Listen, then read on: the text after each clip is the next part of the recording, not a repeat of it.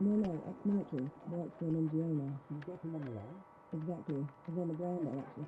I should really, get back to it. Of course. Go ahead.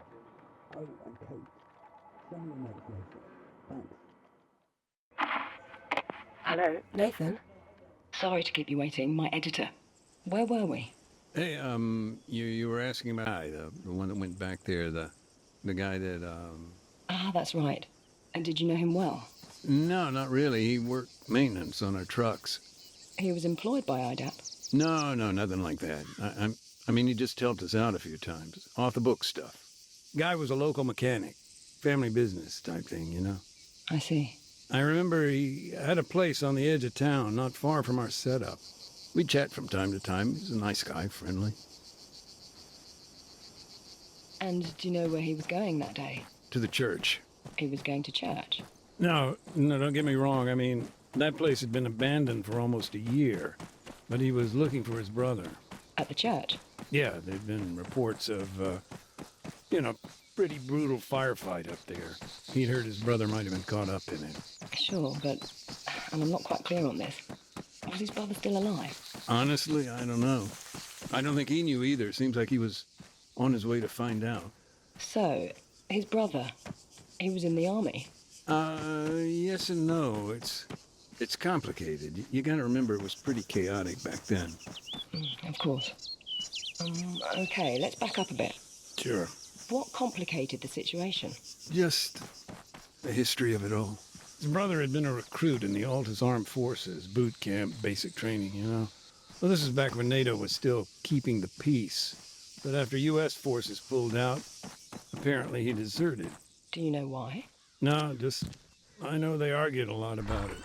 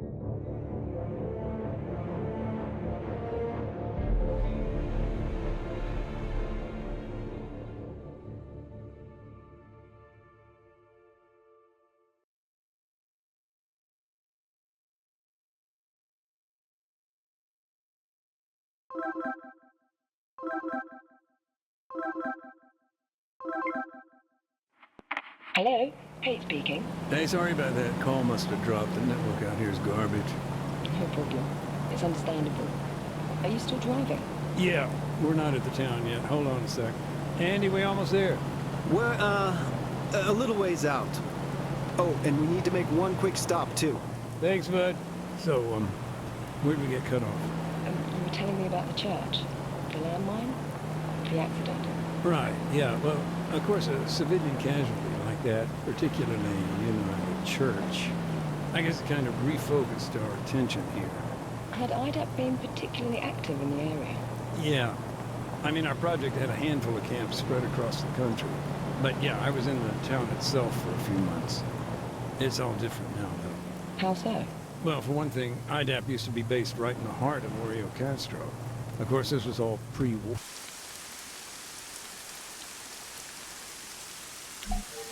All right, Mac.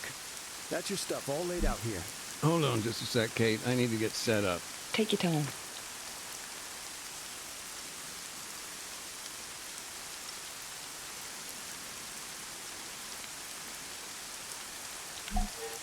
All right then.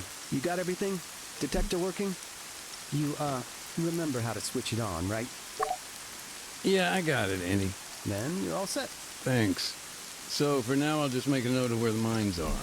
Yeah. Take it slow, Mac. We'll let the Bobcat do the heavy lifting later.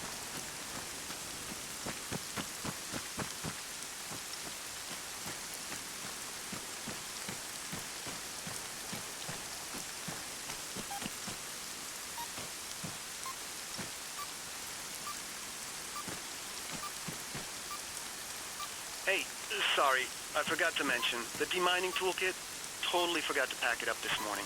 That's no big deal. We're just locating the mines for now. Just keep me posted. Are you free to talk, Nathan? Sure. For now, I'm just sweeping the road for mines, getting a lay of the land, you know. The detector lets us see what we're dealing with here. I can work and chat.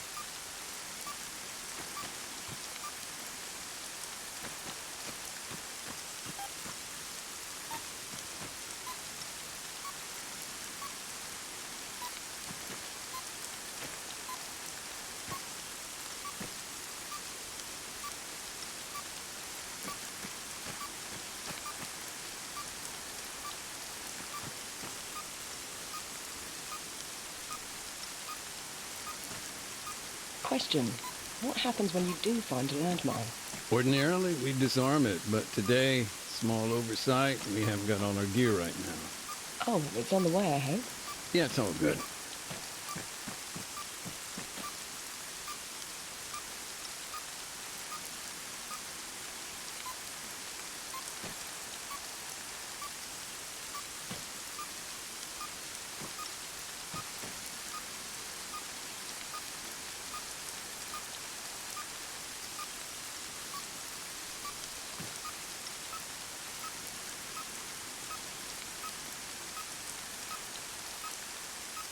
So, since the war's now over, has your own role changed at all? Yeah, I guess so. Now I'm almost entirely focused on EOD and UXO. And that's something you did in the military, too? Yeah, that's the thing about mines.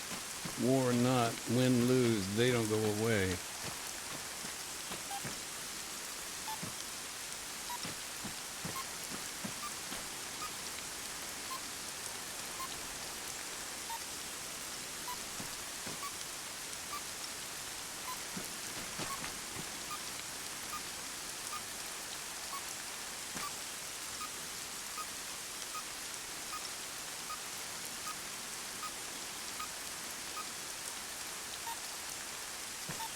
How many minefields are you facing on Altis? That we know of, 22. 23 including whatever's here. Plus you've got Stratus, another 4 over there, I think. I see. And can you estimate, roughly, how long it would take to remove them all? A lot of variables, but cleanup operation of this size, if it's only IDAP, we're talking years.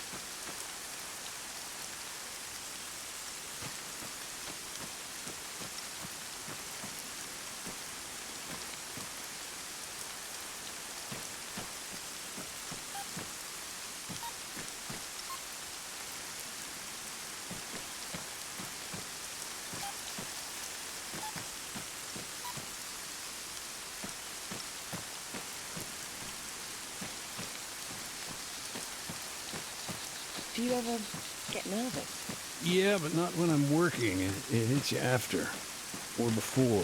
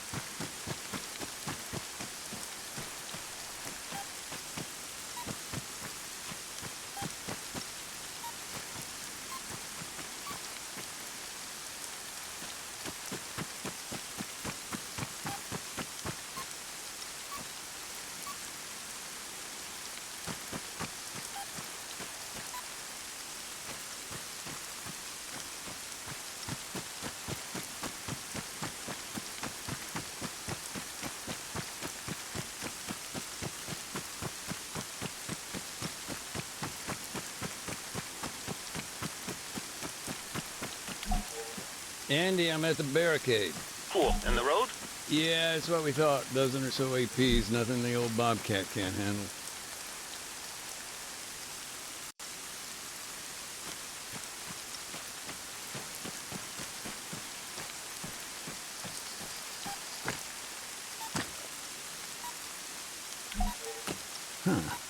I got a blocked door here. Yep. NATO still hasn't gotten its ass into gear. I can make some calls, but, I'll come back later.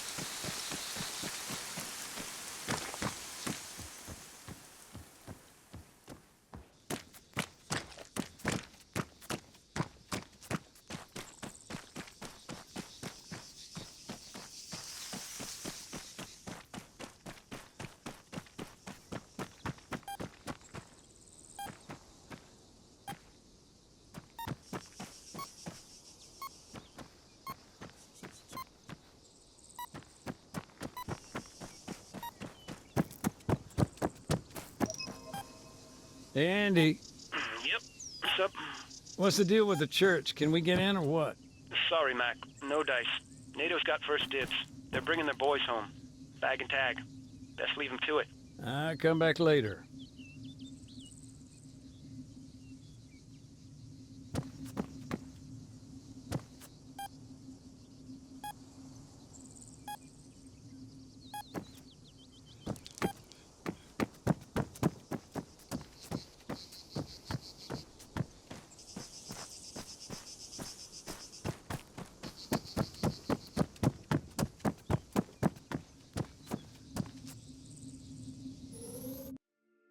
The church, where the mines are, it's sealed off now.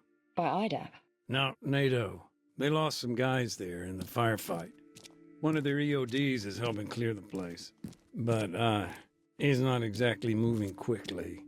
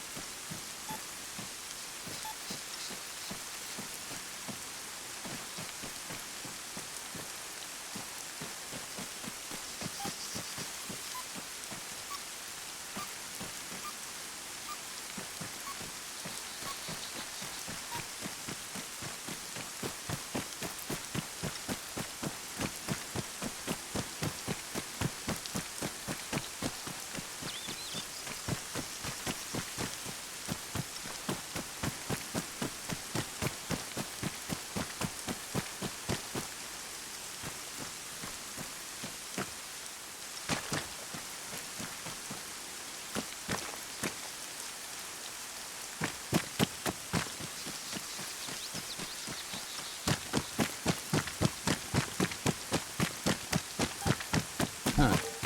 Where our camp used to be.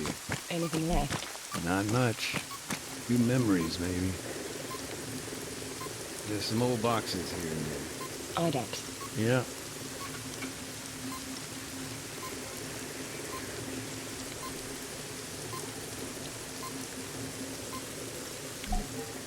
It was NATO that helped bring him in.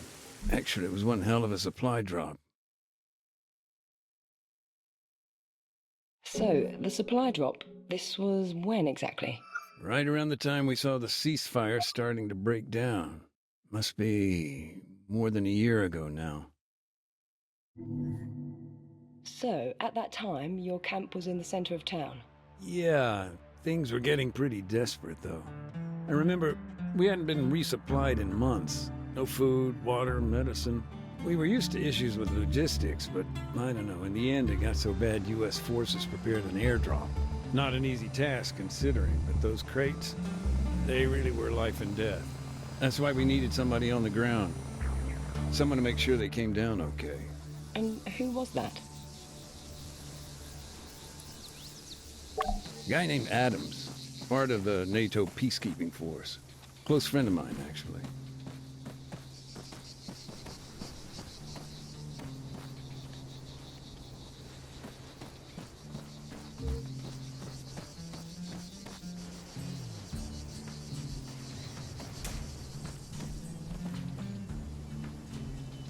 It was his job to locate a drop zone.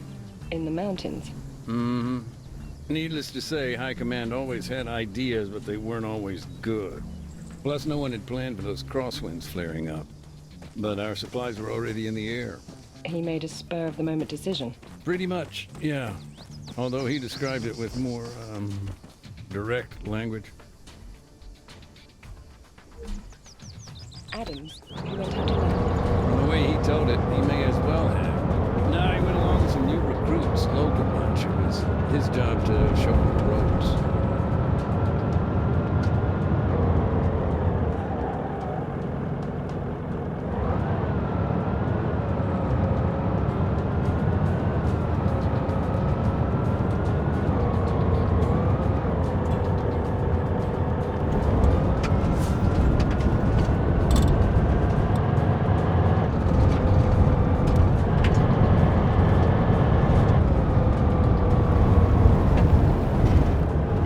Something I'm not quite clear on.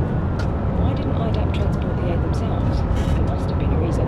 Yeah, there was. A couple of weeks previously, guerrillas had ambushed a convoy. It was some dissident group out to sabotage the peace talks in Obama. Anyway, NATO intervened and the whole thing just blew up. The checkpoint was hit.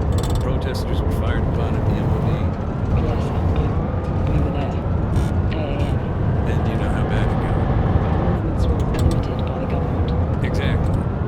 And convincing anybody to reassign troops, to escort NGOs, just a total monster. One of the drop zones available to Adams was out on the coast.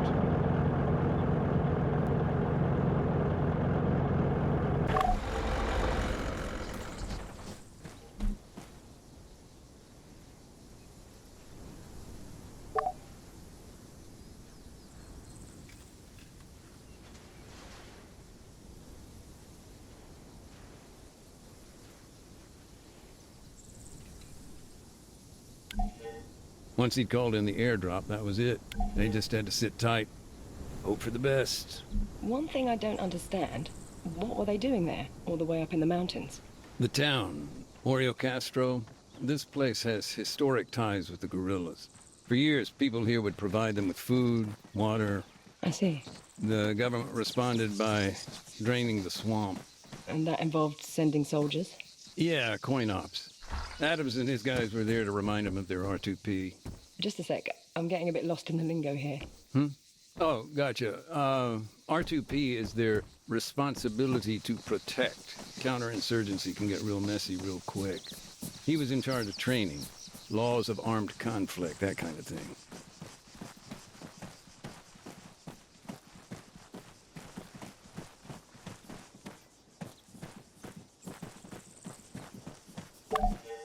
Adams normally tossed out an orange smoke grenade, which marked his position for the pilot.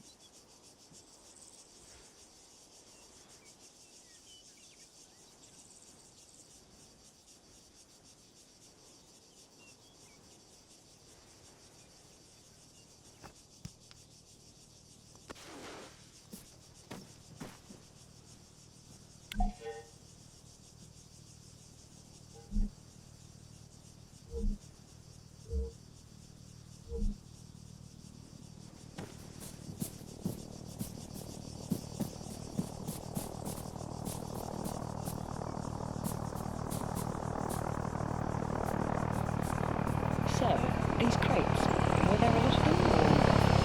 There's four. One contained medicine, another fresh drinking water. The rest were packed with rice or grain. Adams had to inspect each one individually. Later, we'd arrange collection.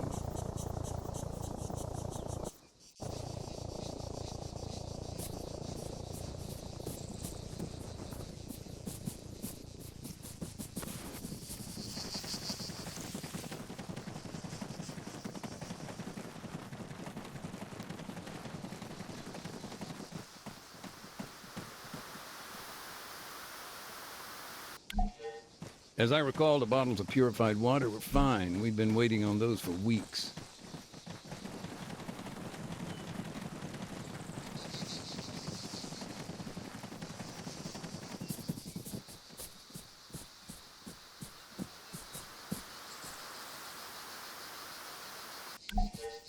The medical items, you can imagine how pleased we were to see those arrive.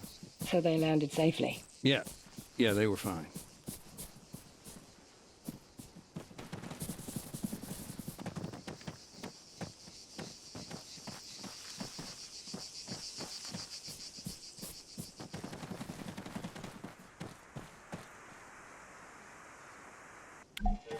It wasn't uncommon for the sacks of grain to split on impact, but that time, we got lucky.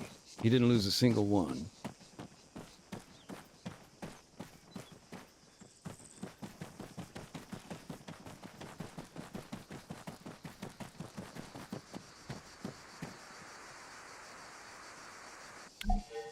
Thankfully, the rice seemed okay. As for the crates, they still needed to be checked before anyone else arrived.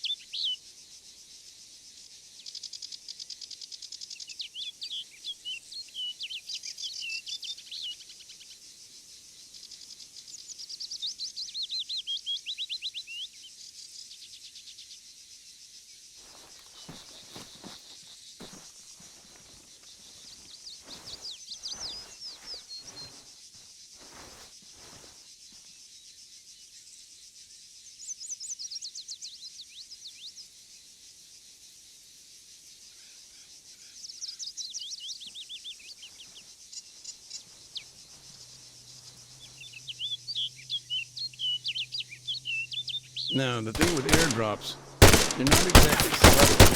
Smoke, noise of the plane, those bright green parachutes, they're gonna get you noticed. And when you're in the middle of bandit country, that's a problem.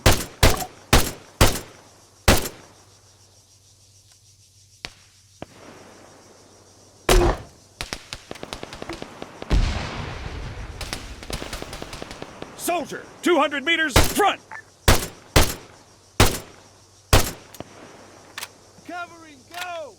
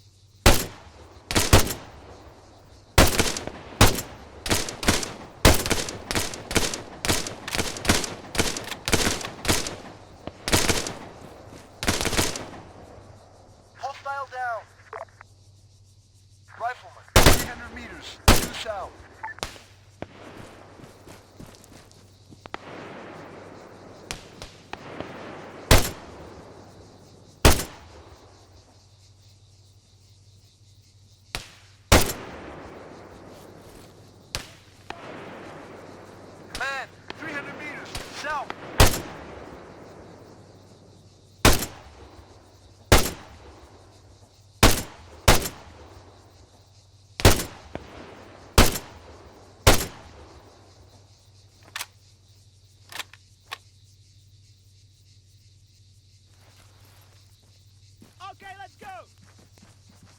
Move out!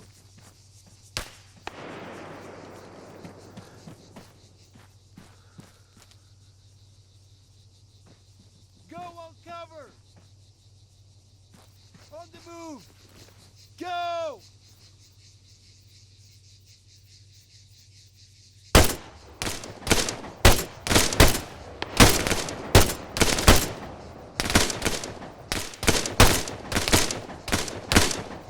Target neutralized! The guerrillas attacked. Yeah, from what I heard, it was pretty intense.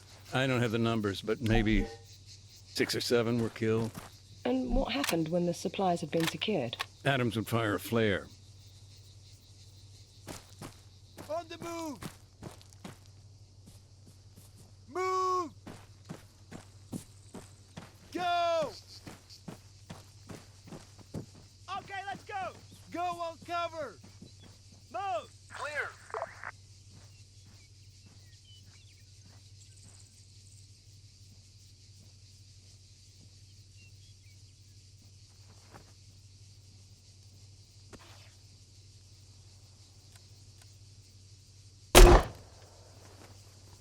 Not into the ground, of course, but high up into the air.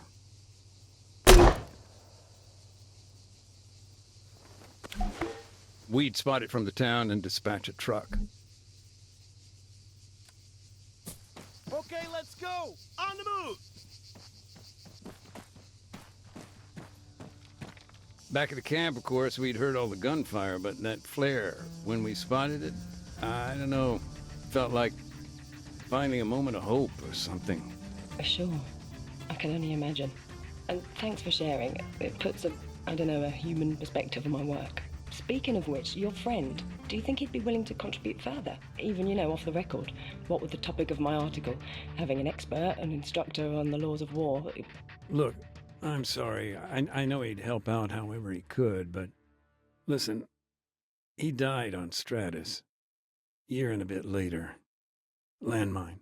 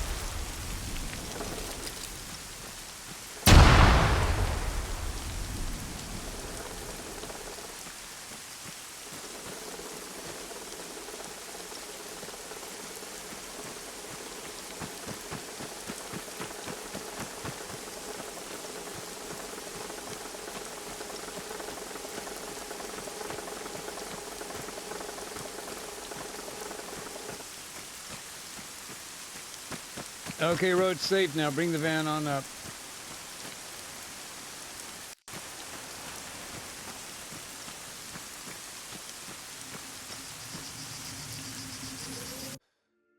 Hey, quick tidbit for you.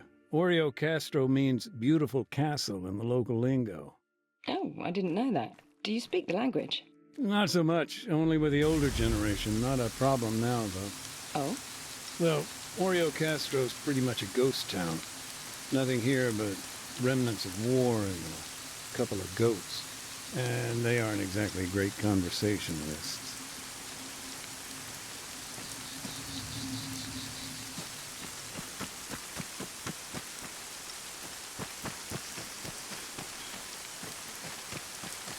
Morning.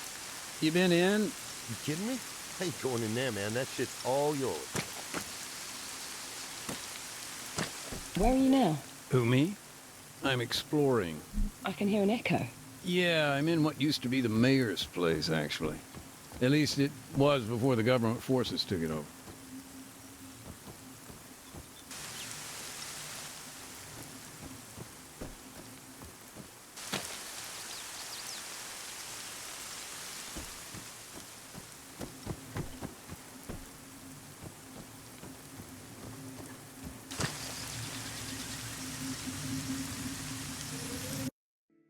The people here, they didn't have much love for their army. Why do you think that is? History, I guess. This place never supported the military takeover, the Kavala coup and all that. Plus, stationing troops in the town, nobody believed the government's spin about training. They were seen as an occupying force there to keep a lid on things.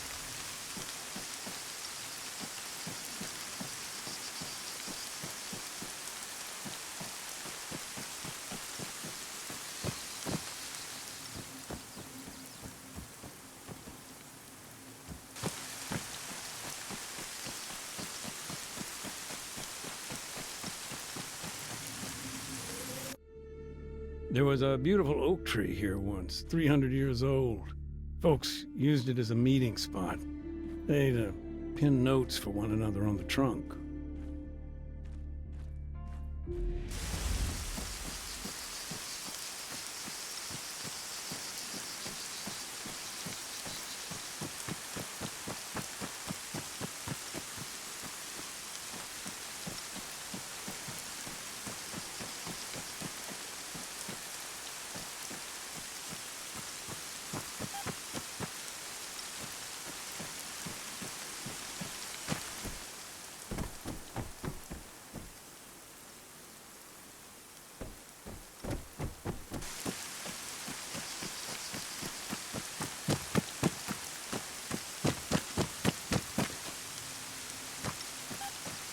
Andy.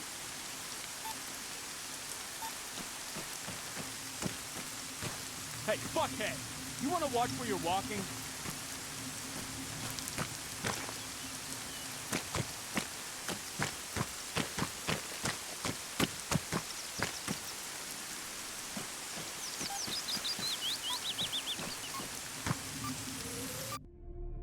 The mechanic you've been telling me about, he and his brother, they'd always lived there. In the town, you mean? Yeah, as far as I know. The family business, the garage, it kind of kept them rooted.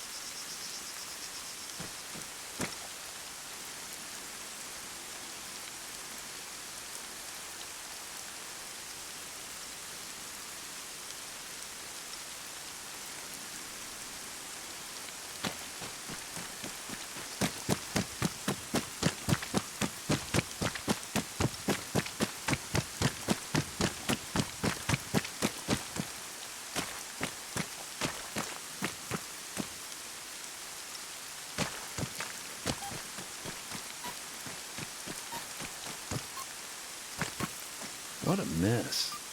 Loose rubble everywhere.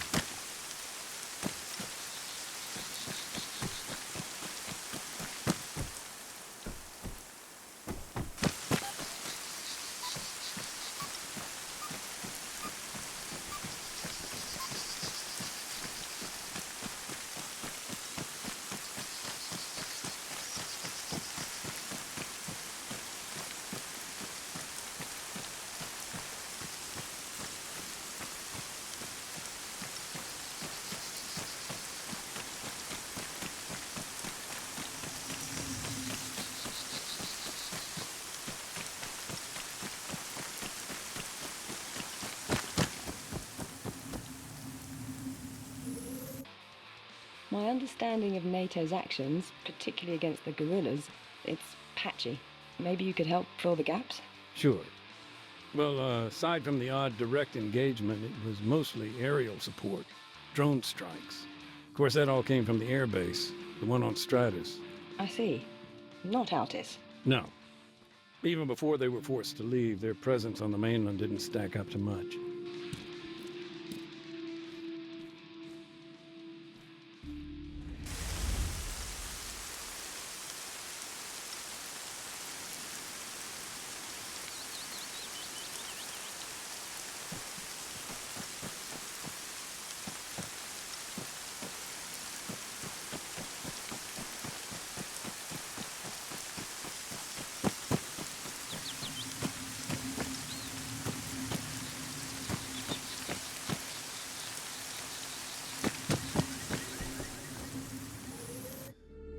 Tell me more about Staff Sergeant Adams.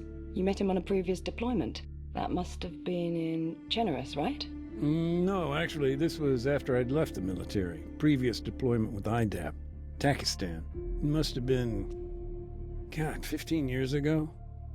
I think. Feels like another lifetime.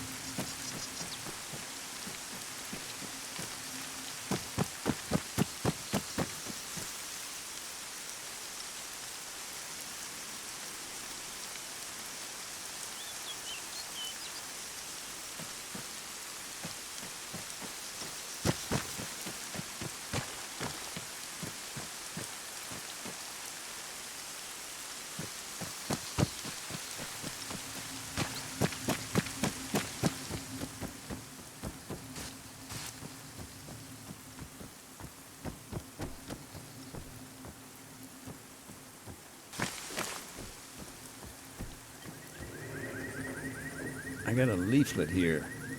The Army must have scattered thousands of these. Propaganda. Something like that.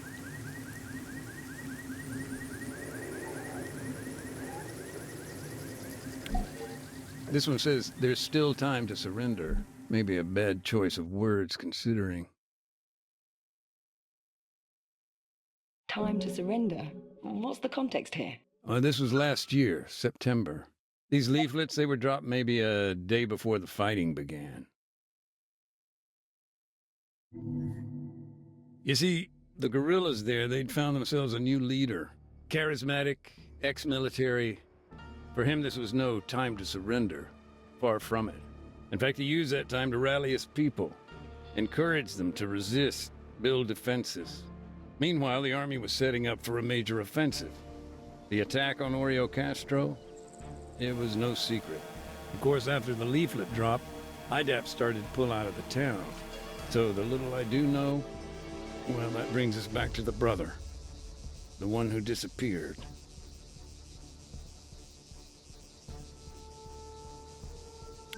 His name was Alexis. He volunteered to build a barricade. Town was his home, after all.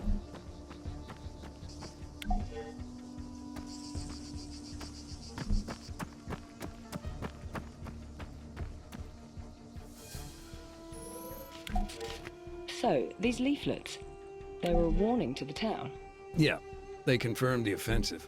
The government was concerned about civilian casualties. Don't sound too surprised. So, NATO's message, do you think it was getting through? I mean, according to the laws of armed conflict, that's the principle of precaution, right? Sure, maybe. Or maybe they were just sick of all the extra paperwork.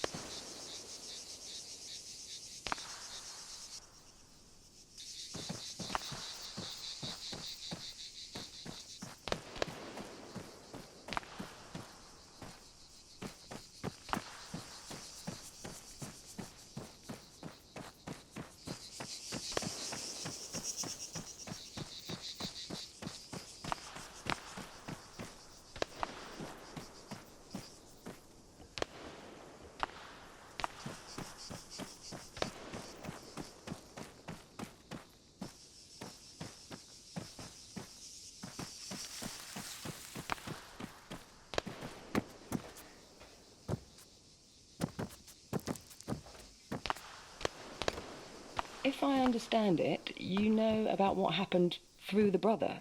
Alexis, was it? Did you meet him? Not directly, but, it's a small town, right? People knew Alexis. After what happened here, I talked to the locals. Found out what I could. The rest of what I know is pieced together from the commission report itself. Actually, that incident report, the evidence you submitted, that's partly why I asked for the interview. I want to gain a human perspective. Well, that's understandable.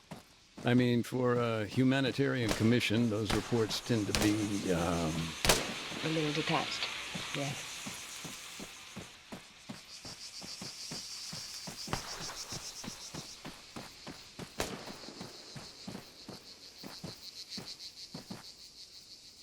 Do you think Alexis, I don't know, thought twice about taking these vehicles? Look, sure, these were his neighbors, but this was their home, and it was under attack. What would you do?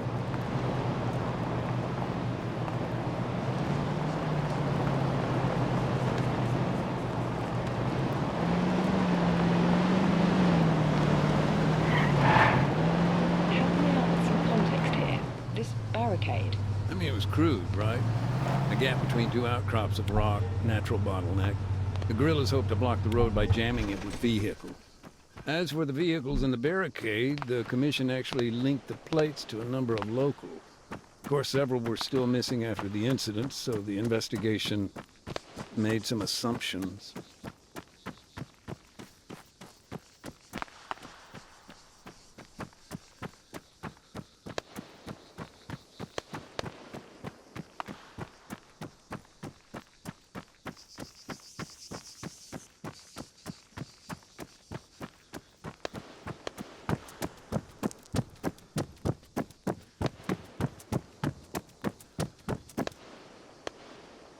IDAP's neutrality was one thing, but the situation they faced was quite another. You mean to say even your own vehicles were commandeered? Nothing like biting the hand that feeds you, huh?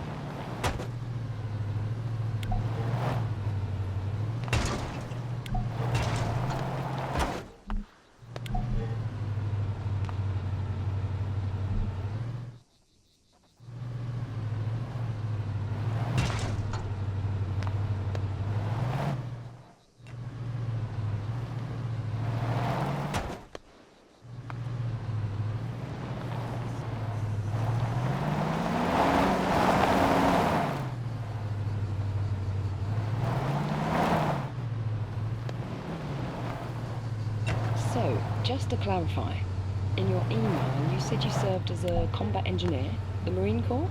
That's right. South Zagoria, generous. Then it's fair to say you're no stranger to the subject of my article, the laws of armed conflict.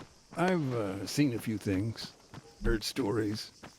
It's rarely been, clear-cut, right and wrong. Oh, absolutely. That's why it's so important to gain your perspective. You've seen things from both sides. I mean, now as an NGO, too. Sure, yeah.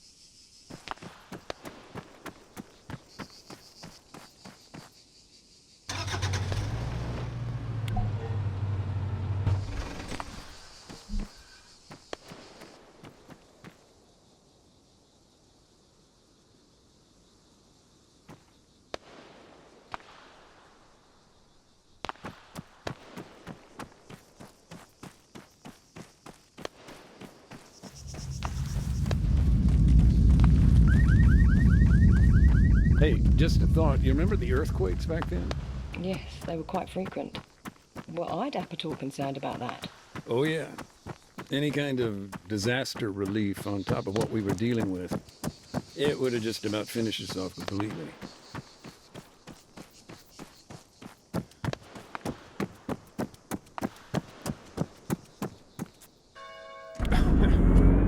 Sorry, I shouldn't have. Just, I was thinking, he even took a local priest's call. I remember I was talking to Father Georgianus. He was actually very good about the whole thing. How so? Something about rich men and camels.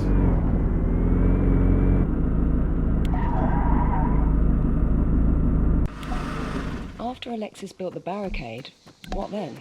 Did he stay inside the town? No, that's where the story gets more complicated. The barricade itself was later chained up and set on fire by someone else. I don't know quite who. Alexis, he headed west to lay mines.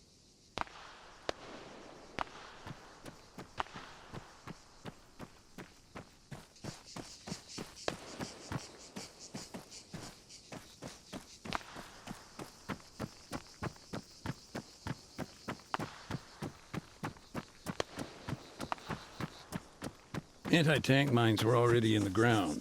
If there's no full fuse, and so long as they've not been stacked, they aren't too hard to remove. But Alexis, although he didn't use anti-handling devices, he did create a hybrid minefield. AT mines. Mixed with APs. That's it, yeah. He put anti-personnel mines around the anti-tank ones, made clearance all that much harder.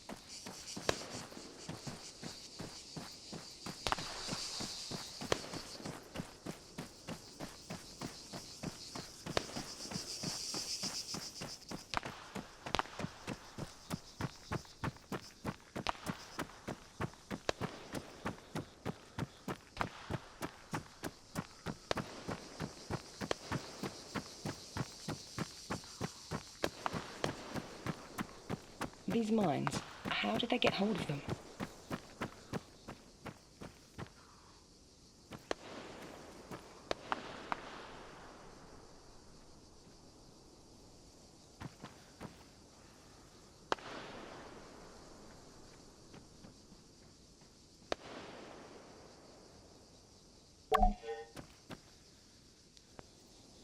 They got them when the government's outposts fell into guerrilla hands.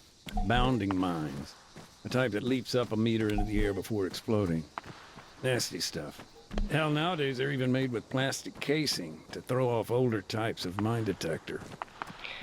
Lovely. Oh yeah, just do yourself a favor. Don't look up Bouncing Betty injuries online.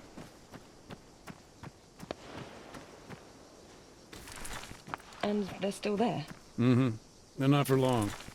We're setting up our demining drones as we speak.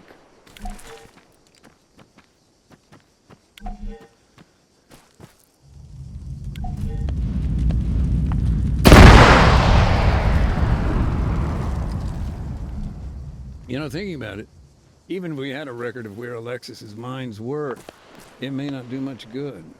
No? I thought minefield maps were a key part of your work. Most folks don't realize, but landmines, they don't stay put. Heavy rain, landslides, keeping a map current ain't so simple. And with all the earthquakes in this region, there's little chance. And did he? Place them correctly, I mean. No, not really. I mean, Alexis had basic training, but I'm more interested in blow himself up, really. So, moving on, where did Alexis go next? He took a quad bike up to the castle behind the town.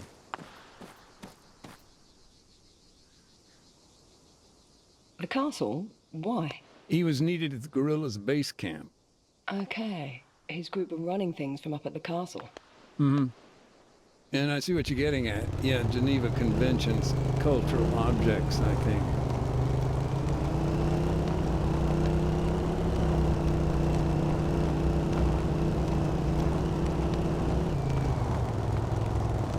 The barricade. There wasn't any way around it then. From the road? No, well, not unless you cut through the compound.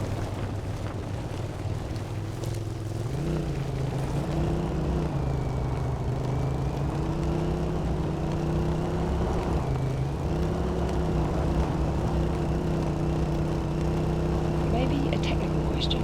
Go ahead. In these situations, do those involved commonly record the locations of minefields? That's a tough one. Take this situation, for example. I'm convinced Alexis would have made a record. It's his home, after all. But do we have access to that information? No. Then that's a problem. Things, information, people, landmines, they get lost in the fog of war.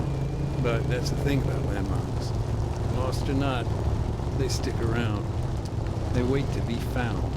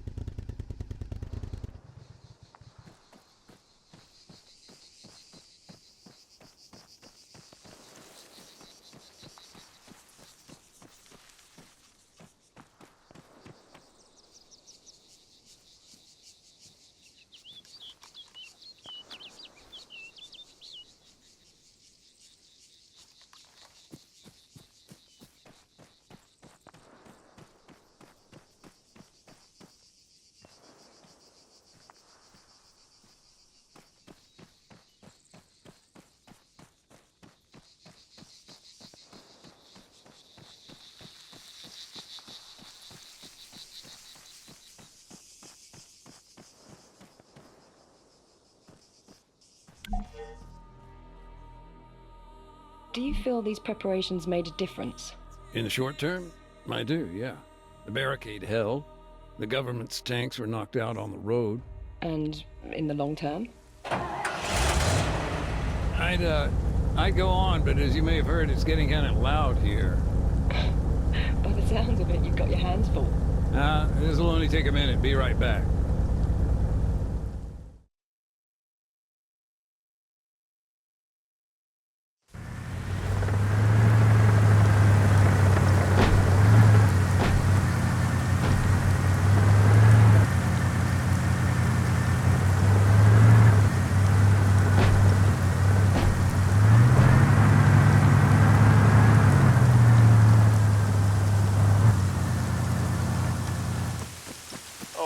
By the way, while you were busy chatting to, well, whoever that isn't your wife... I told you, Andy, she's a journalist. Get to the point. Yeah. Well, anyway, I assembled the demining drones. Both of them? Well, yeah. They're by the van. All right, got the terminal. Cool. So just connect it to a drone and... You got it? Looking good. So, you're gonna want to use the auto hover mode. Switch it on whenever you need to stay in one place. Auto hover, right. I'll arm the explosives once you've reached the minefield.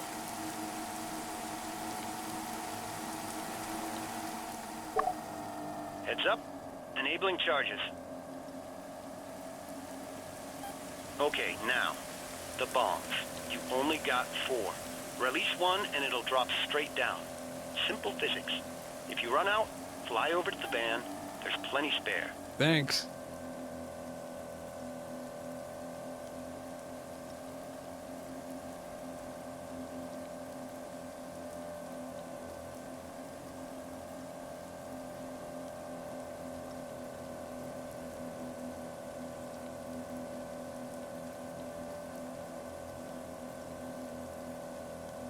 Having fun there? Making things go boom, you know it.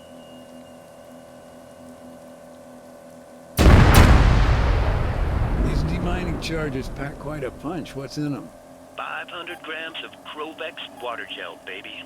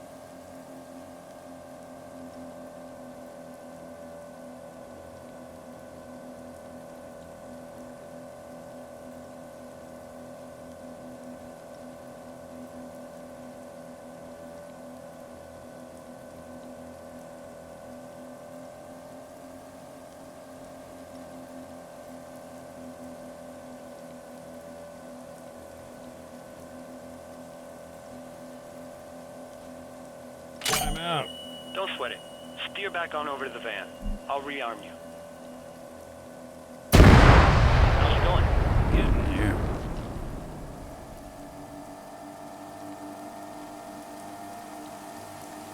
Safety's on. Understood.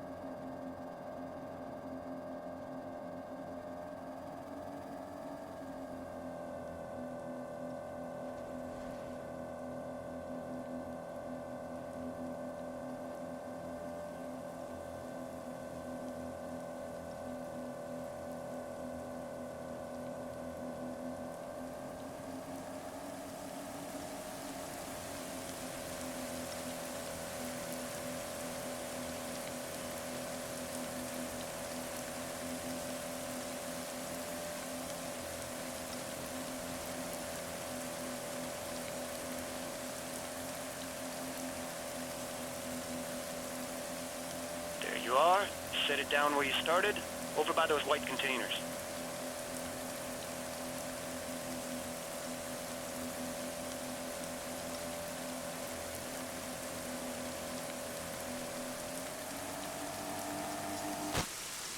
Shit. Yeah, I think I just totaled our drone. Sweet Lord, give me patience. All right, let's use the other one. Maybe we can say it malfunctioned.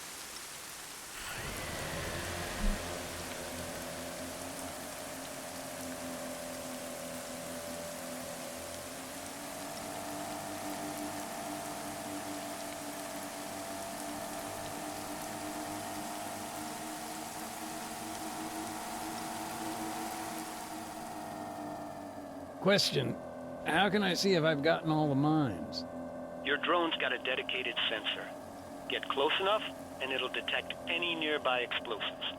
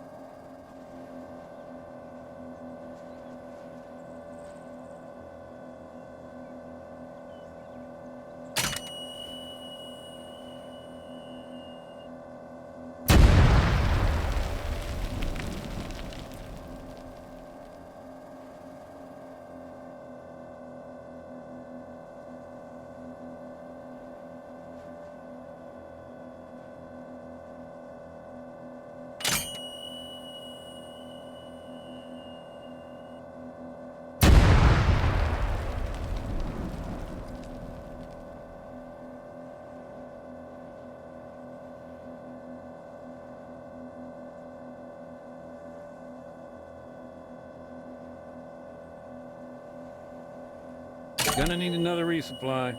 No problem, Max. Same deal. All right, almost done.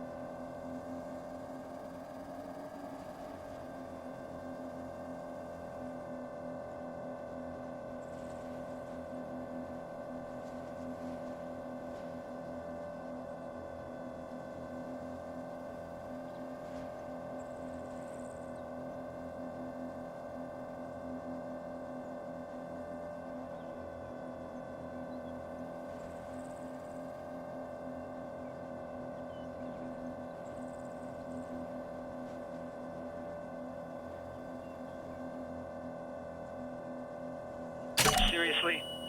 Nathaniel Francis McDade, how big is this minefield? Only my mom calls me Francis, Andy. Yeah, sure thing, Franny Mac. Anyway, you know the drill. Send it back for resupply.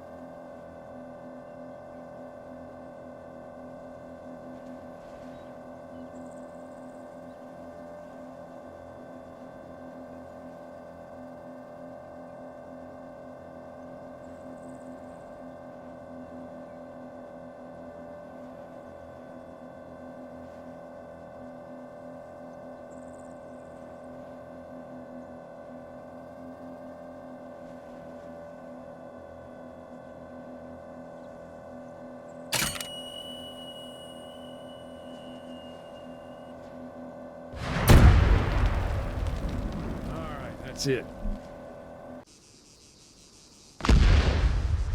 What the fuck was that?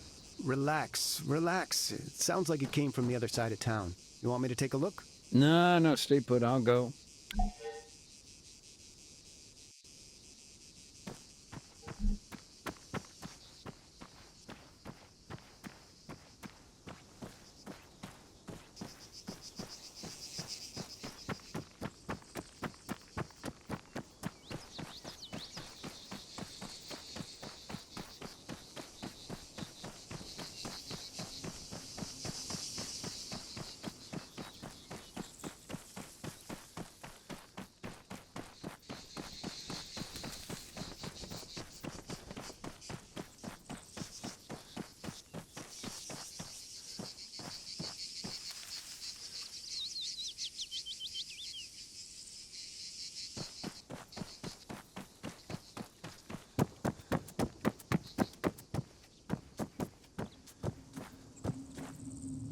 Yeah, collapsed building, UXO, I bet. Skittish things at the best of times. Disturbed by your demining activity? Could be. That's what makes them so damn dangerous. You never know if they're gonna stay unexploded. The Army's offensive against the town. It seems like, well, a disaster, to be honest. Yeah, they never imagined the guerrillas would put up a fight, that's for sure. The mines on the road caught them off guard, immobilized their armor. They took heavy casualties from mortar and MG emplacements, too. Some even blamed the Army command. Said they gifted the enemy time to organize. The leaflets. Right. It was a tough call. Complying with the laws of war, it's got a price.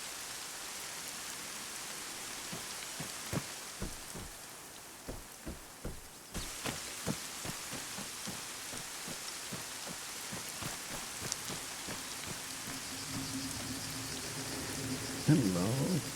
How'd you get here? Another find. Mm-hmm. Laser designator.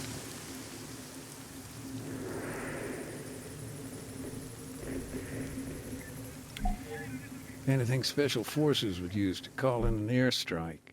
Oh, interesting. Actually, the airstrike on the town, the details of that are fuzzy. Do you happen to remember it well? The airstrike, I mean. Yeah. October 13th. Cluster bomb. Town was shook up pretty bad. The Army just wasn't able to capture the place. And Colonel Arcanteros, he did not tolerate failure. So he asked foreign powers to intervene. Come in, break the guerrillas' resolve. Right. And the evidence in the commission report, doesn't it point to CSAT? Yeah. But truth can be the first casualty of war. Sure, but didn't somebody witness them in action? From a distance, yeah. Though he wasn't exactly what you'd call reliable. Guy was a goat herd. Barely spoke any English. That was not in the report I read. It never is. Still, he did say they came down by parachute, and that at least was corroborated by multiple sources.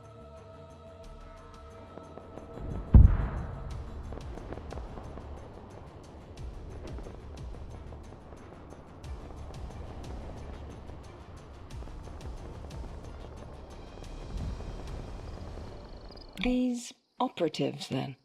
They moved in on the castle? Yep. Must have been a fire team at least. سلاح آزاد.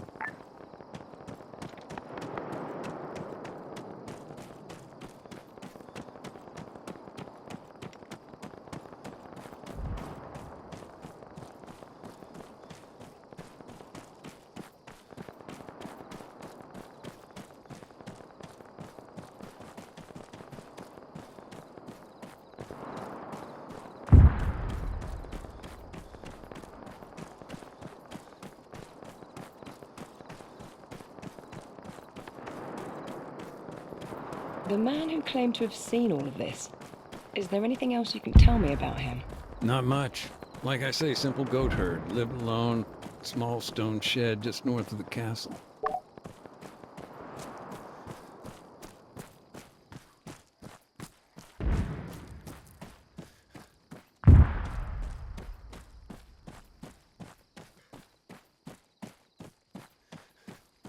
Okay, let's get back to CSAT. What were they doing there, on Altis, at this time? They were an embedded training team, ETT. Officially, they were just there to oversee counterinsurgency operations. And unofficially? Anyone's guess. A lot of different rumors. Black sites, car bombs, false flags.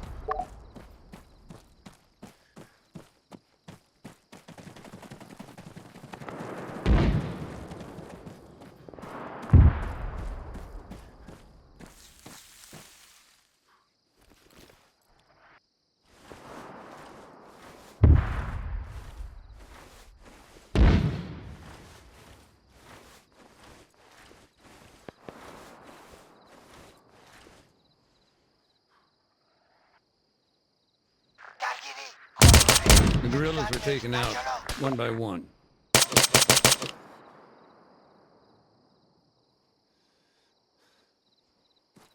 درگیری خمپاره 100 متر جلوتر.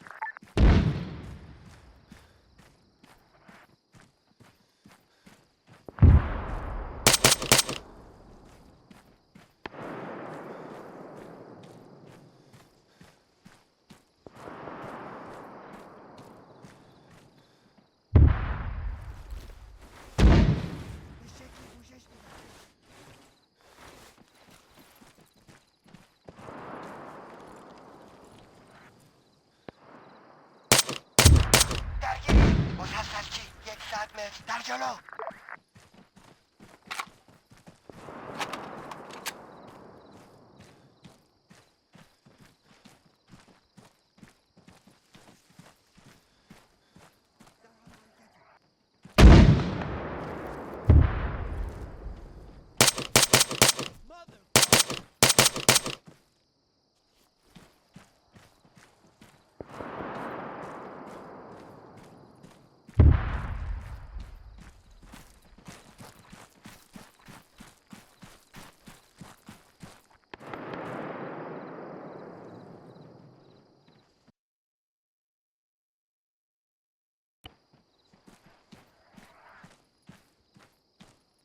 حرکت میکنی.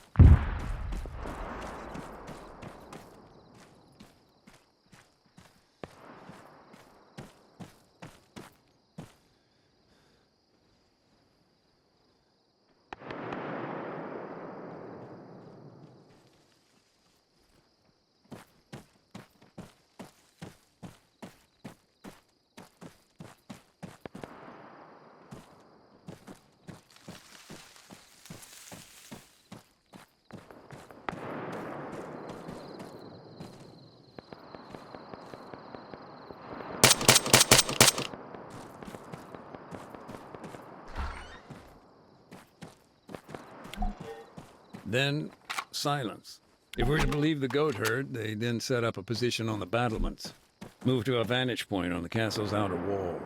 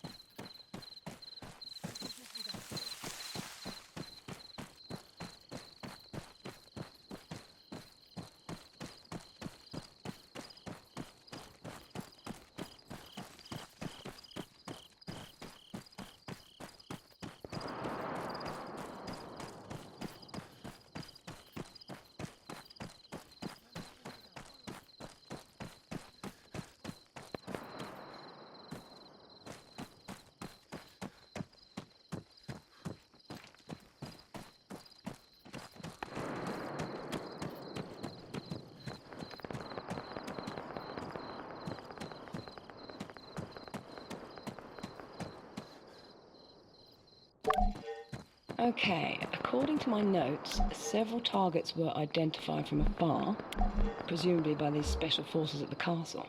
Once they had a handle on what was what, they called it in. A jet approached from the east and dropped a single bomb. The positions in the town were then destroyed, but the church and IDAP's camps were left untouched. Does that match up with events as they were given to you? Yeah, though to manage a guided strike like that, they must have had thermal imaging.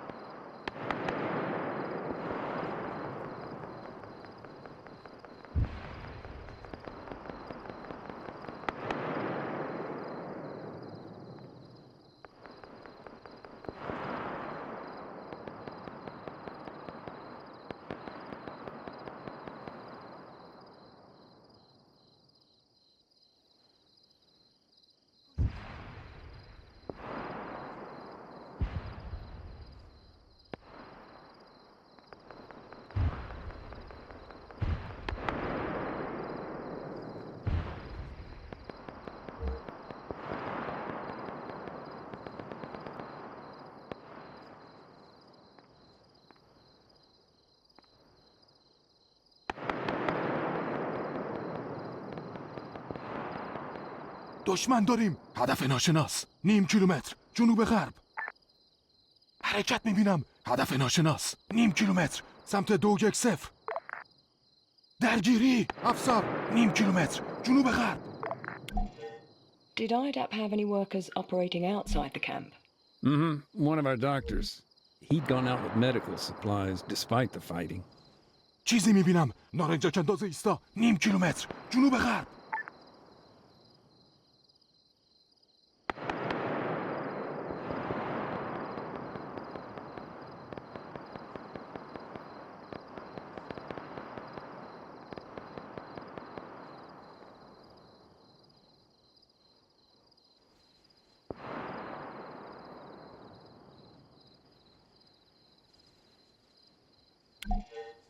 So, IDAP's camp, there weren't any injuries?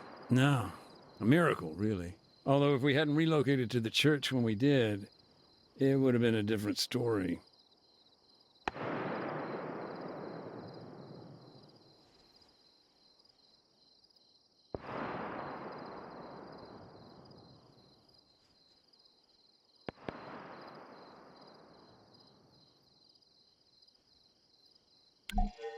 Three armed off-roads were destroyed in the attack.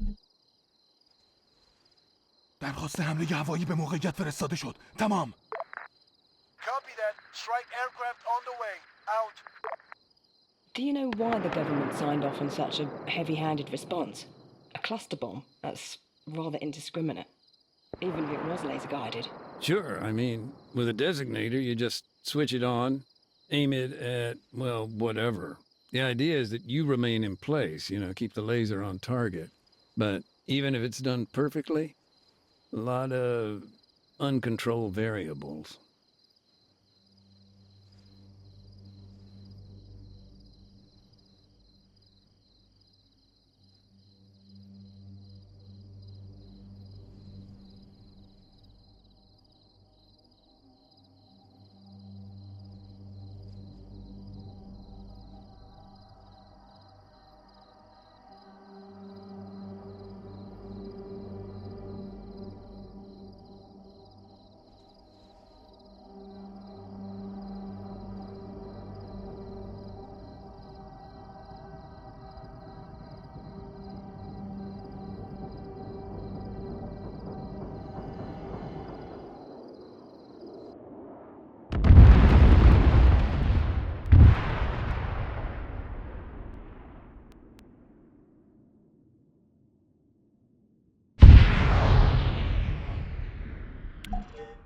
By all accounts, the town just seemed to explode.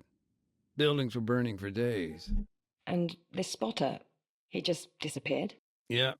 Last seen leaving the castle, heading west. Let's talk about IDAP's doctor. You said he was on his way to the church. Did he make it there? I'm afraid not. He was close. A minute later, he'd probably have made it.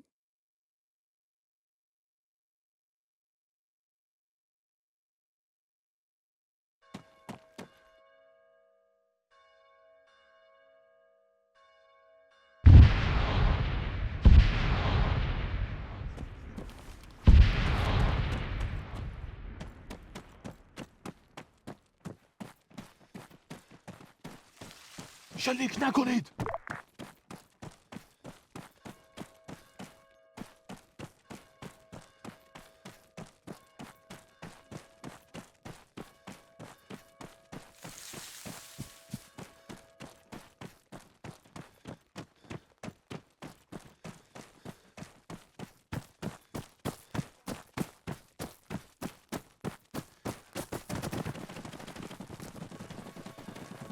And IDAP, we did what we could, but there were so many wounded, so many we'd never be able to identify.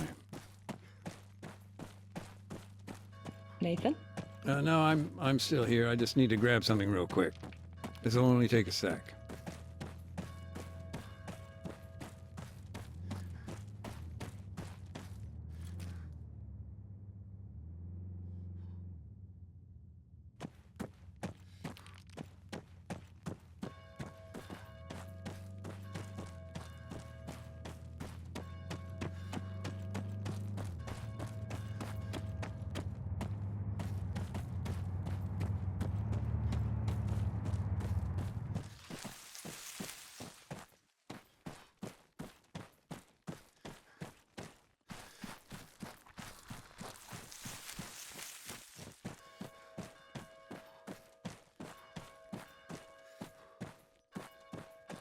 سلاح‌ها آزاد.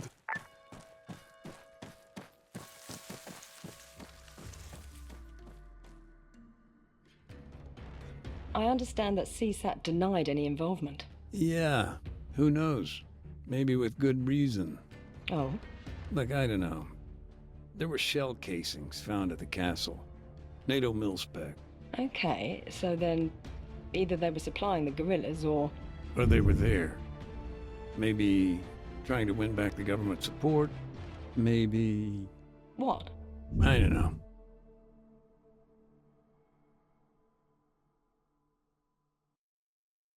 Hear that? Sounds like our delivery drone. I'm on it. Just, check the box underneath for the toolkit. I swear to God, Andy, if it's empty again... That was one time. Trust me, you'll be dicking around with landmines soon enough, Mac.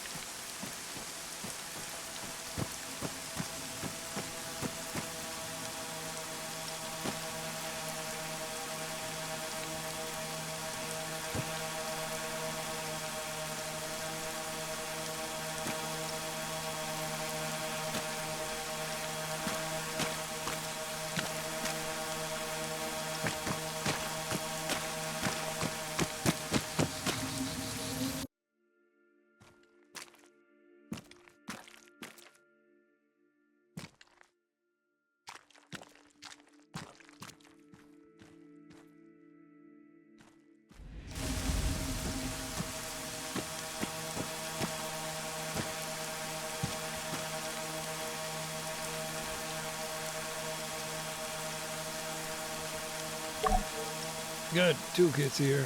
See you later, little buddy. What's that? Nothing, just talking to myself. Okay, little buddy. Sure thing. Hey, how are you getting on?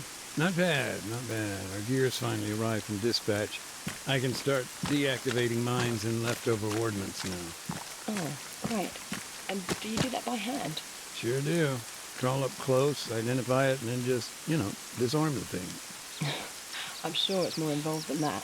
Yeah, well, I may have skipped the part where, it can explode.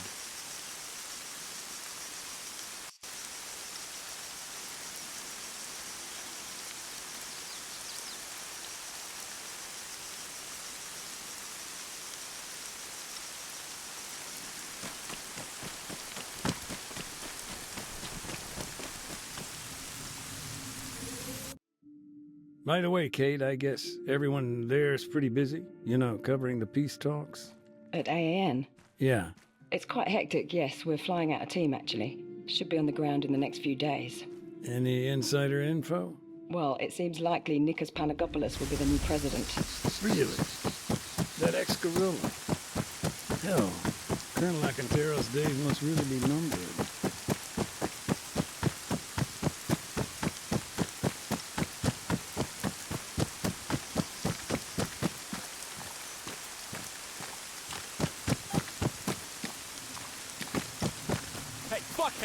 You wanna watch? Hey, Andy. Yep. What's up? What's the deal with the church? Can we get in or what? Sorry, Mac. No dice. NATO's got first dibs. They're bringing their boys home. Bag and tag. Best leave them to it. I'll come back later.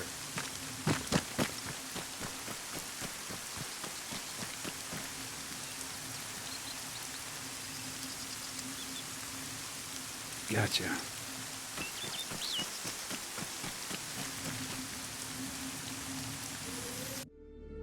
Nathan, correct me if I'm wrong, but didn't IDAP and NATO share some common goals? The training, for example.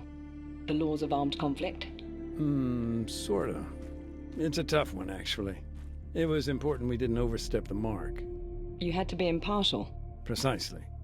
In a conflict, we have to remain neutral, a partner to all parties, even those that, personally, we may object to.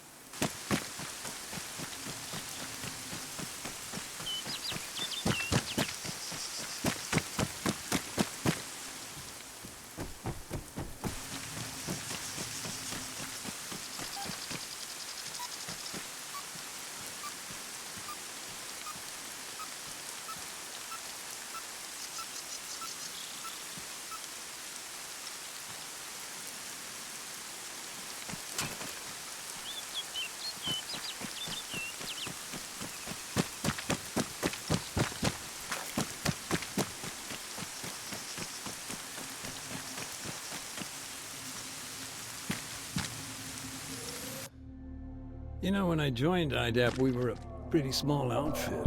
And how many countries is IDAP active in today? Now, we're pretty widespread, 50 in the global south alone. CCB, DRR, you name it, we provide aid and development for more than 60 million each year. If you don't mind me saying, Nathan, you sound... I don't know exactly. Look, it's great we can help so many now, just back in the day, it wasn't so much politics, you know?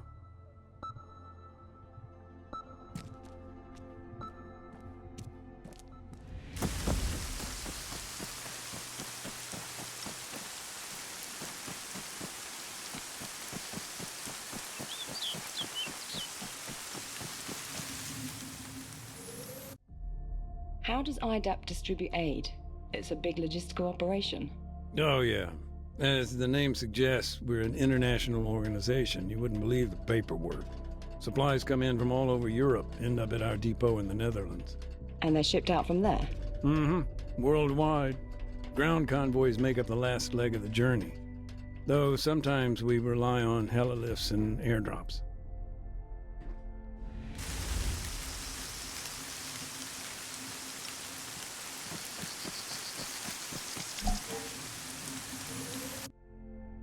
So, Nathan, may I ask, when you first came to OREOKASTRO, what were you doing there? IDAP asked me to give some talks on landmines. Talks? Who with? Anyone who'd listen, really. It was all about raising awareness.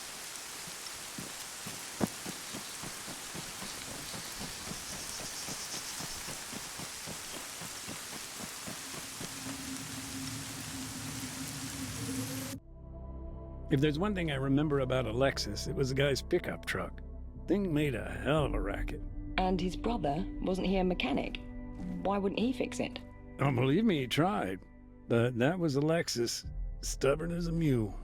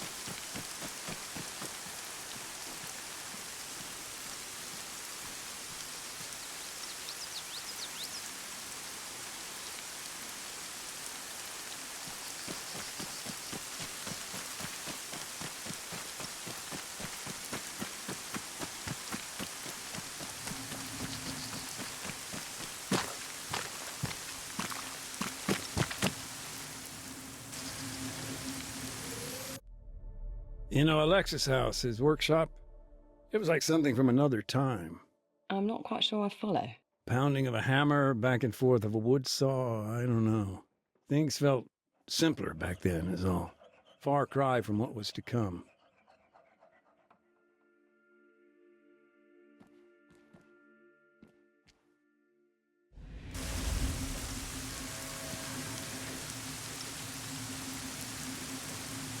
You were one sneaky little bastard. Now, what were you hiding upstairs?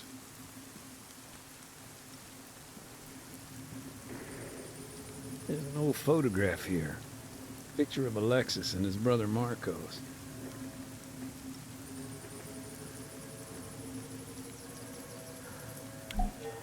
The civilian killed at the church. The landmine, right? Yeah. Although, honestly, it was a small miracle he'd made it that far. Tell me more about Marcos. Poor guy. He always seemed to be in the wrong place at the wrong time. He'd made it through the airstrike, but only to get caught up in the assault that followed right after. There were still guerrillas in the town, even after the strike. Mm-hmm. But OREOKASTRO, it wasn't just a town. It had become a symbol of the resistance. It was important for both sides, and government forces were making their final push. Alexis had made it out, but his brother? Like I say, Marcos was always shit out of luck. The guy had been waiting at his brother's place.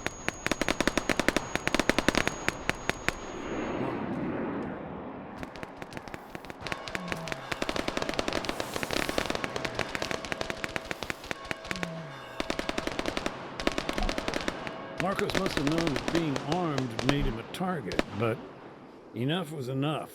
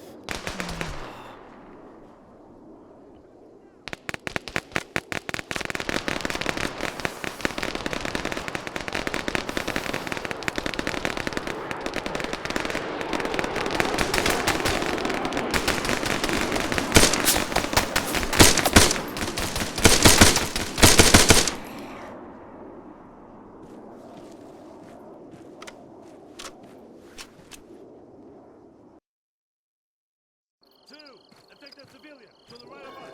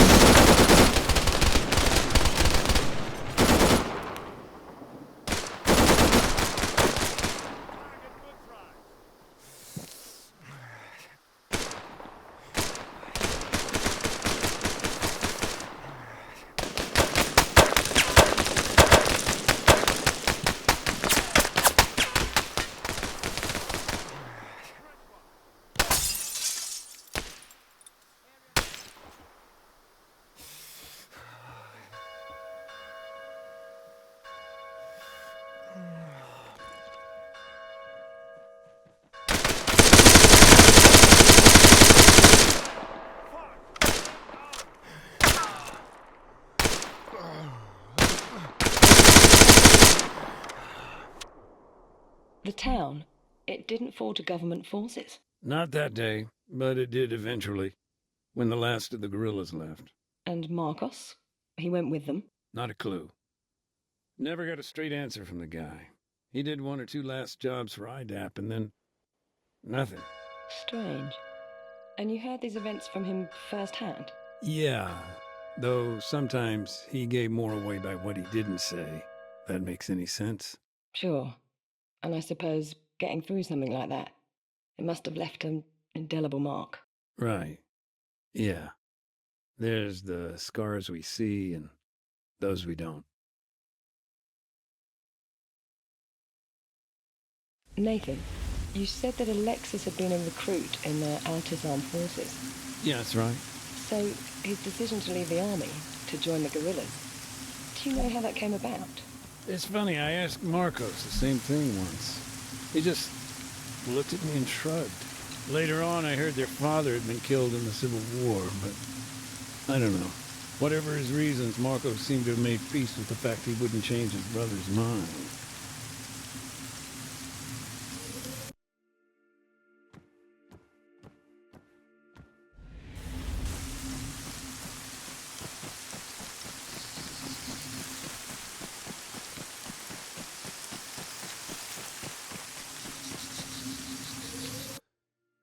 Our camp in the town, I still remember it clear as day. Were there many of you? From IDAP? No, not really. 4, maybe. Sometimes a couple more, depending on what we had going on. It was mainly logistics, but we did have a doctor and an ambulance.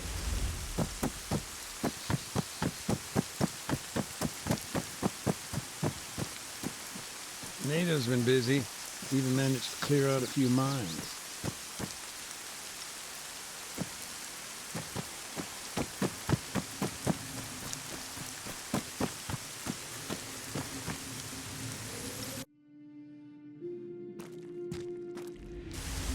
Hey, fuckhead! You wanna watch where you're walking?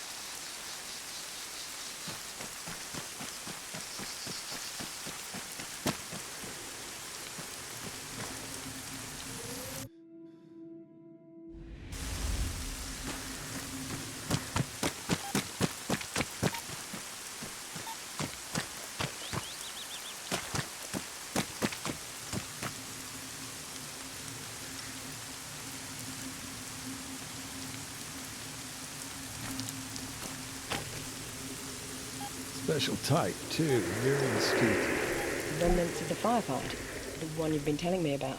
That's right. And Alexis, he'd been there. Yeah. As a matter of fact, I just met a guy claiming to have known him.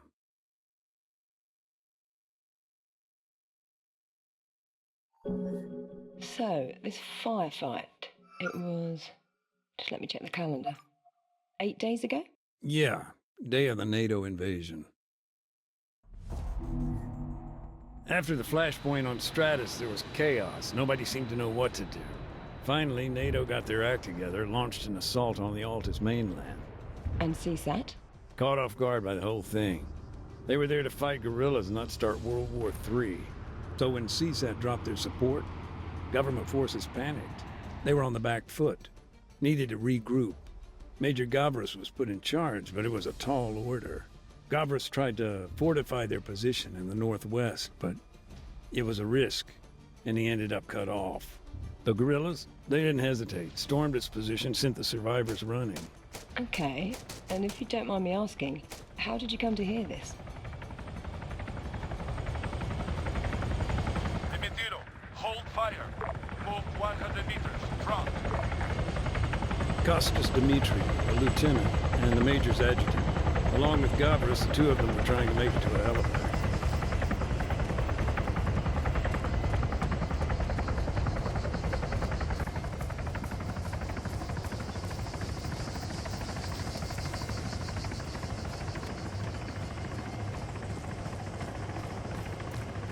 Move 200 meters. Front.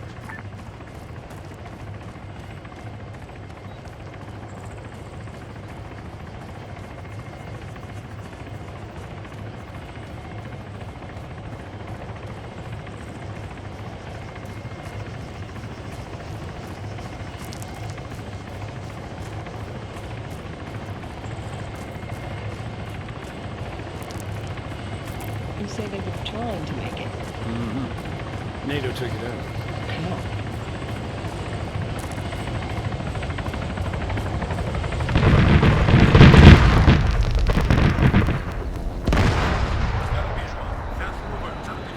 Tank just up ahead. At that point, they had air supremacy. Caught it on the hop. Did they have another plan? Not exactly, but they decided to make a stand at the church.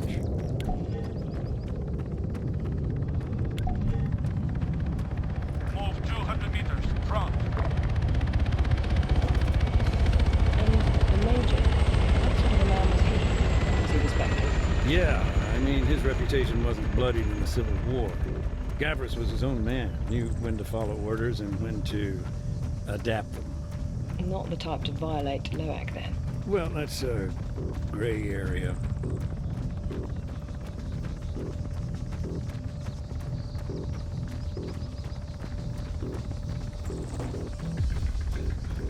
Helicopter. 400 meters. Northwest.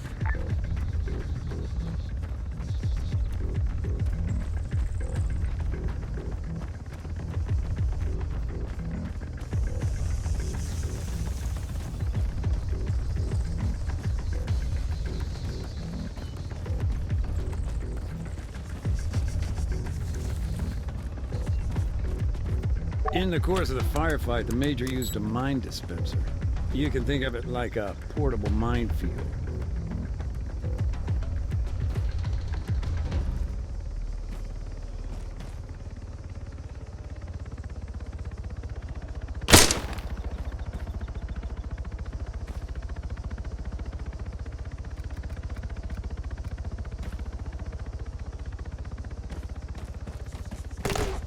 This thing throws 14 mines as much as 50 feet, spread out across a wide arc of fire in front of it. And they're designed to maim, rather than kill. Yeah, but don't get me wrong. They can still be lethal.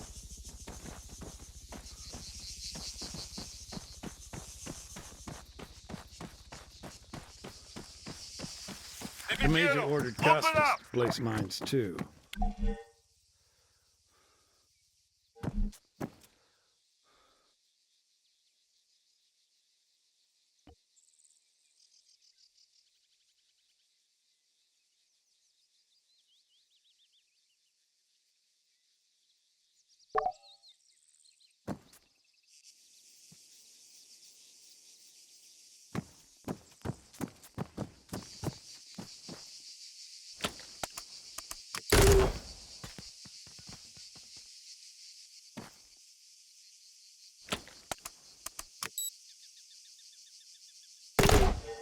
They scattered the mines and sat tight, waiting for the enemy. Facing those kind of odds, it was the only thing they could do.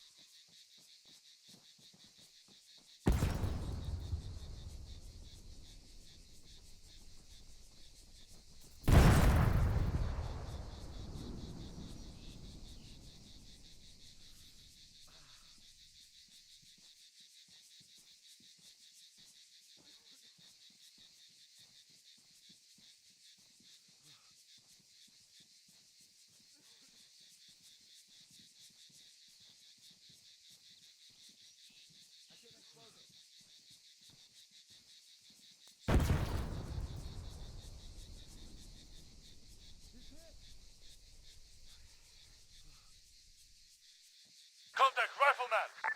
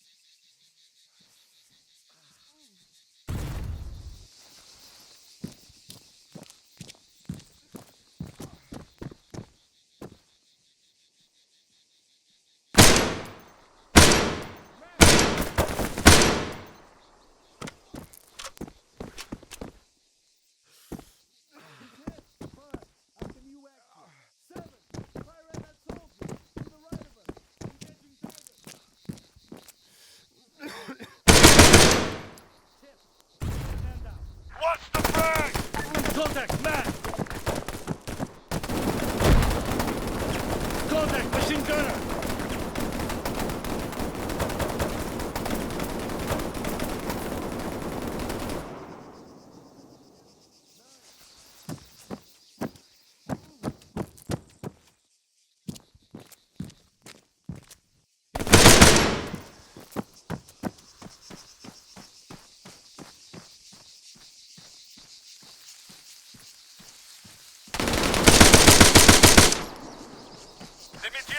Attack that rifleman!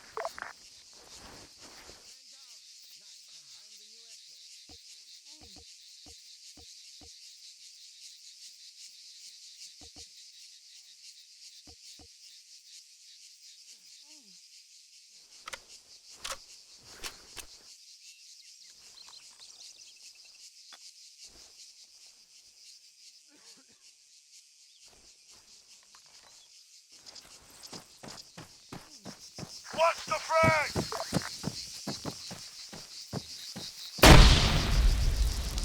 Contact, man!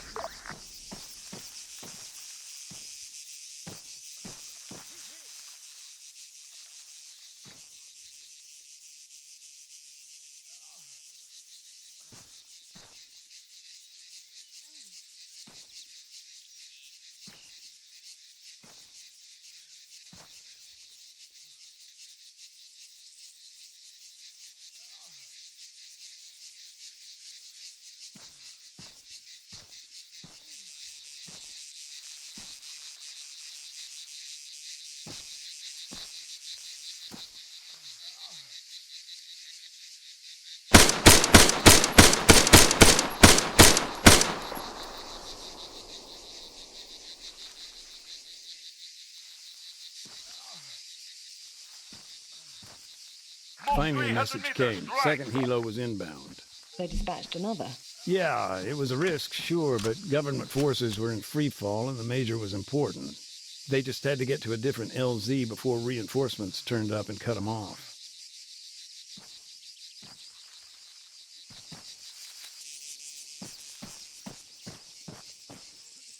You've mentioned Alexis was with the guerrillas. How can you be certain? Costas recognized him. Don't forget, the guy'd been in the army. Running off, going native, joining the enemy, big-time notoriety. His face was known. A hero for some, traitor for others.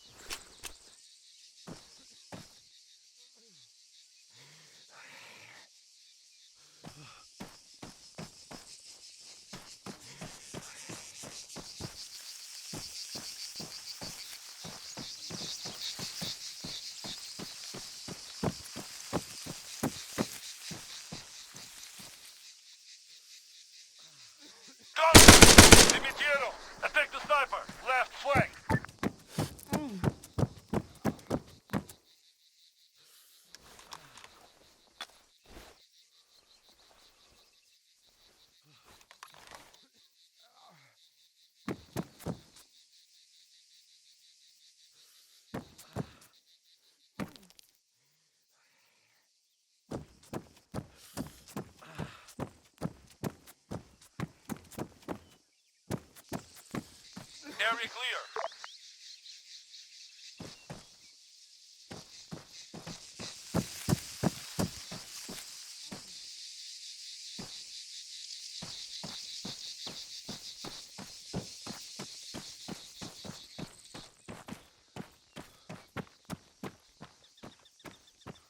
I see a mine.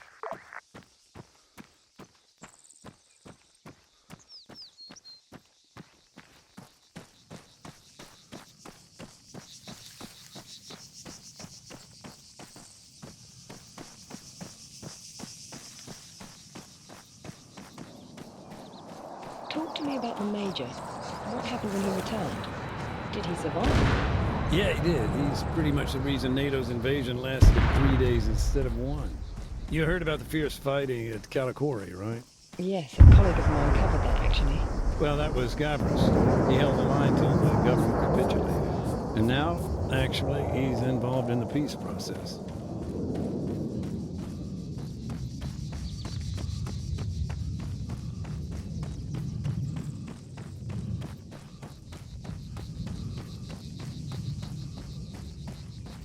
One, fall back.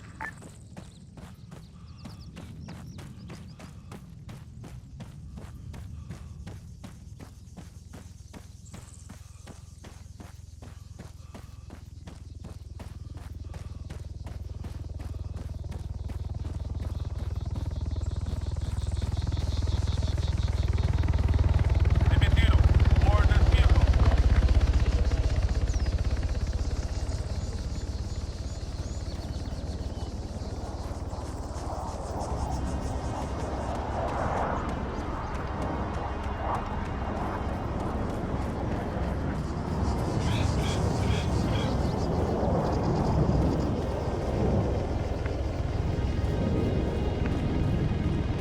Emitido. Target that parachute. Northeast. Parachute. 300 meters from. Active open. Alter. 300 meters. Bearing 345.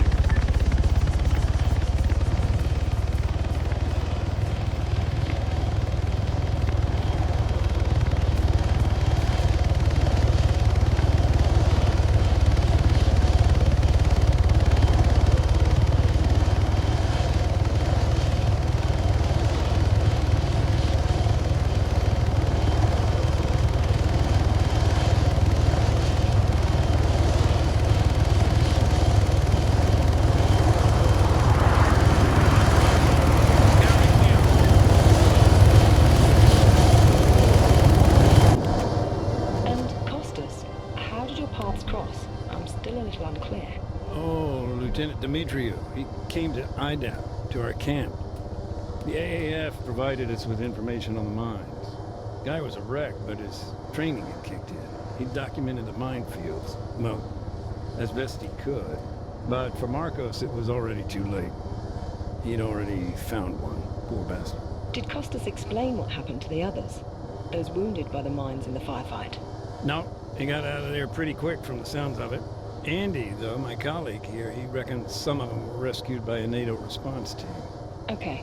You've mentioned Alexis was with the guerrillas. Do you know what became of him? No, but Costa said he'd stepped on a mine. If he is alive, he's not been left much of a life.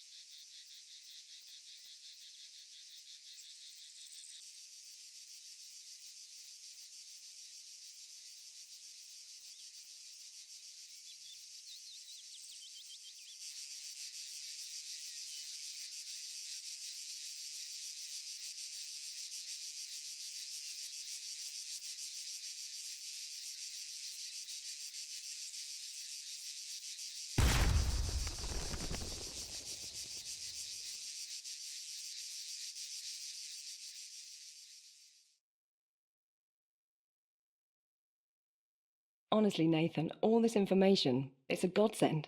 You've given me loads to work with here. It's nothing, really. Now, there's just one last question I'd like to ask you.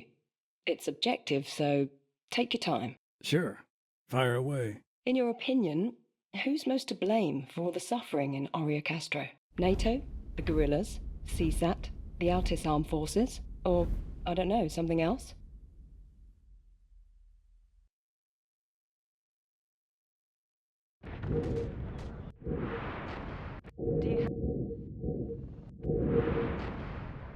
You've seen things from both sides. I mean, now as an NGO, too. They scattered the mines and sat tight, waiting for the enemy. Facing those kind of odds, it was the only thing they could do. Do you happen to remember it well? The airstrike, I mean. Yeah. October 13th. Cluster bomb. Town was shook up pretty bad. The ARMA... So, these leaflets, they were... Do you happen to remember it well? The airstrike, I mean. Yeah. October 13th. Cluster bomb. Town was shook up pretty bad. I'd have to say CSAT. I mean, before they stepped in, pushed NATO out, there was a ceasefire in place, albeit a delicate one, you know? And that cluster strike took the whole thing to the brink. There was so little to gain from such a terrifying show of force. I don't know. The whole thing felt like a power play from the get-go. One big pissing contest. It always is. And the folks here in OREOKASTRO, they're the ones that have suffered. They're the ones left to face the remnants of war.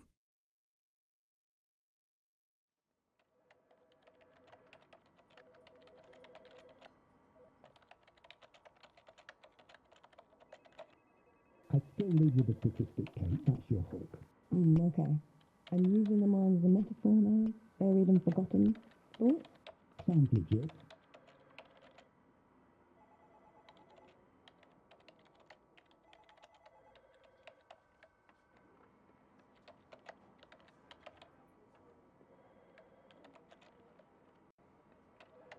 I cut that sentence on the scars, though. Sounds too anatomical. Show, don't tell, remember? Right. And here, US Marine Corps, not USMC? Marine Corps.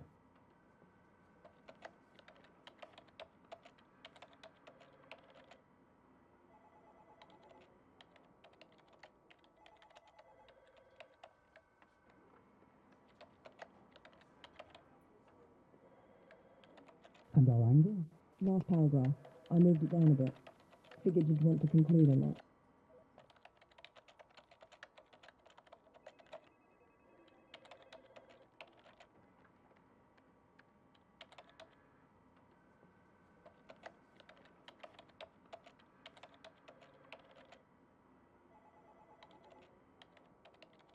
No sword of Damocles, please. Remember, we're creating a space, defining the boundaries. Let our readers fill the gaps.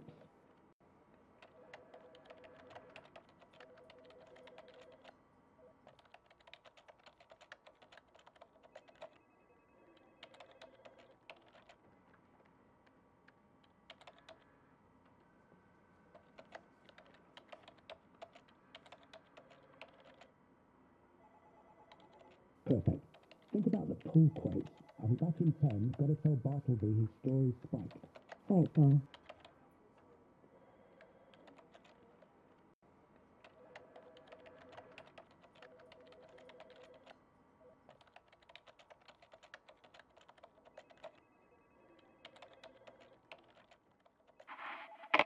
Hey, Nathan. I have a link for you. It's to my article. Be gentle. It's a draft. My editor's running it by legal as we speak.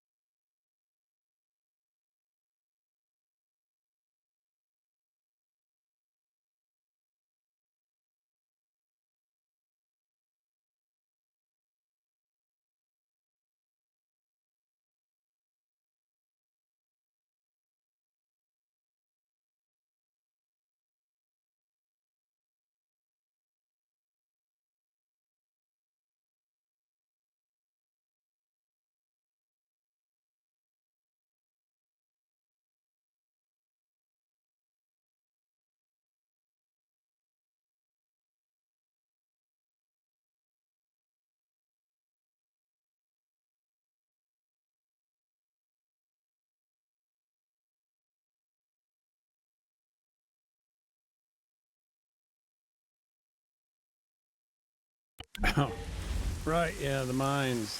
I've still got work to do here. Of course. Okay, well, thanks again for everything. Should I let you get on, or...? I don't mind talking. Maybe I can tell you a bit more about the town.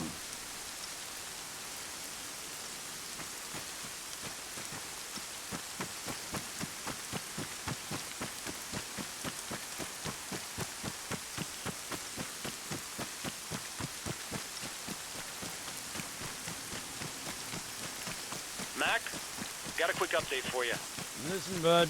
Yeah, so NATO have bagged and tagged their dead. Jesus, Andy, anyone ever mention you got a way with words? Not really. Anywho, it's a half-assed job. Still a bunch of landmines around. Worth checking out? Yeah, thanks, Andy. I'll head up there shortly. See what I can do. Hey, fuckhead! You wanna watch where you're walking?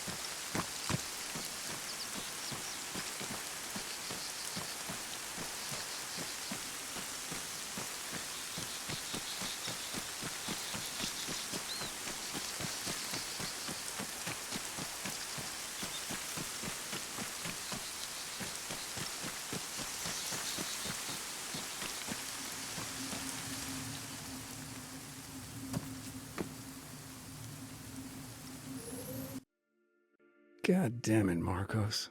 Kate, hi. Just got a positive ID on our guy at the church. Then it's confirmed. It's definitely him. Yeah, it's Marcos. No doubt about it.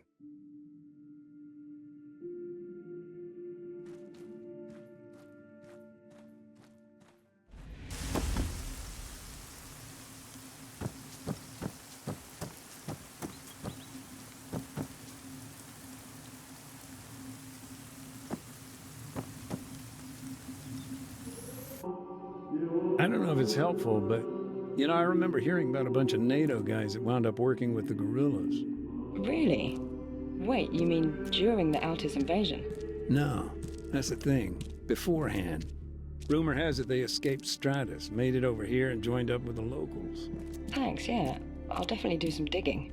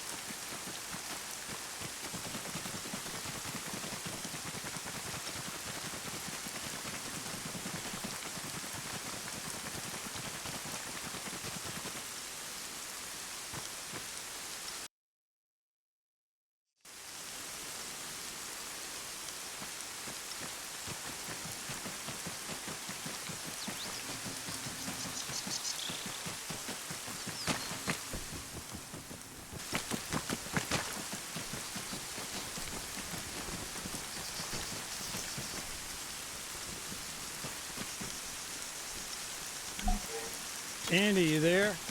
What? Yeah, I'm not sleeping. What? What's up? We done here? Yeah. I'll meet you by the van in 5. All right, Mac. I'll get us packed up. Only if it's not too much effort, Sleeping Beauty.